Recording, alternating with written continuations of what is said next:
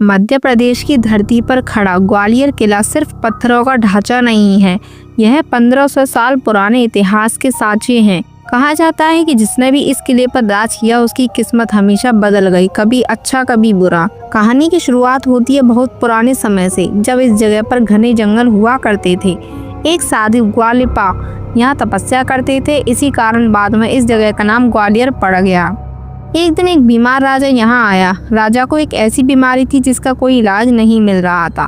साधु ग्वालिपा ने जंगल की एक जड़ी बूटी से उसका इलाज किया। राजा ठीक हो गया और आभार में उसने उसी पहाड़ी पर एक किला बनवाया, जो बाद में पूरे भारत में प्रसिद्ध हुआ। समय बीतता गया और कई राजवंशों ने इस किले पर कब्जा किया, लेकिन असली शान तब आई जब यहाँ के महान राजा मानसिंह तोमर ने इस किले पर राज किया। मानसिंह तोमर सिर्फ शक्तिशाली राजा ही नहीं बल्कि कला और संगीत के बड़े संरक्षक भी थे। उनकी रानी मृगनयनी भी इस कहानी का महत्वपूर्ण हिस्सा है।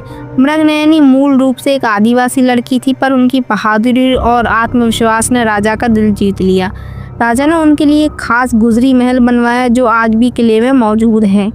राजा और रानी की प्रेम कहानी पूरे किले में आज भी हवा की तरह बहती है। एक और बड़ा नाम इस किले से जुड़ा है, तानसेन, दुनिया के महानतम संगीतकारों में से एक। कहा जाता है कि तानसेन की आवाज़ में एक ऐसी ताकत थी कि दीपक जल उठते थे और बारिश आ जाती थी। ग्वालियर के किले में तानसेन जिस छोटे कमरे में रियाज करते थे वह आज भी मौजूद है, और लोग कहते हैं कि रात के समय वहाँ से हल्की रियाज की धुनें सुनाई देती हैं। चाहे माने या ना माने, पर किला आज भी संगीत से भरा हुआ महसूस होता है।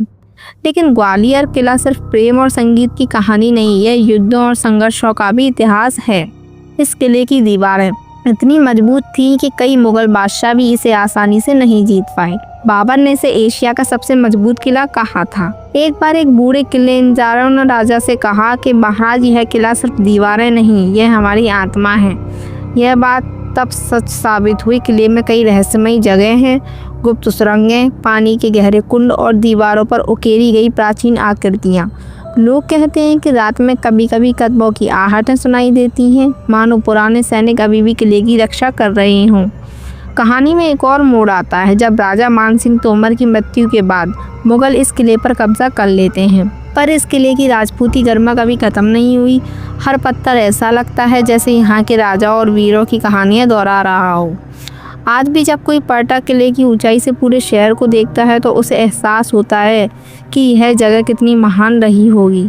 हवा में एक अजीब सा रोमांच होता है, ना जाने कितने युद्ध, कितनी प्रेम कहानियाँ, कितने रहस्य छुपे हुए हैं। इस किले की असली खूबसूरती सिर्फ इसके इतिहास से नहीं बल्कि इस बात से है कि यह आज भी जीवित लगता है। अगर आप ग्वालियर किला कभी देखने जाएं तो एक पल के लिए रुककर दीवारों को छूना, ऐसा लगेगा जैसे किला आपको कुछ कहना चाहता हो।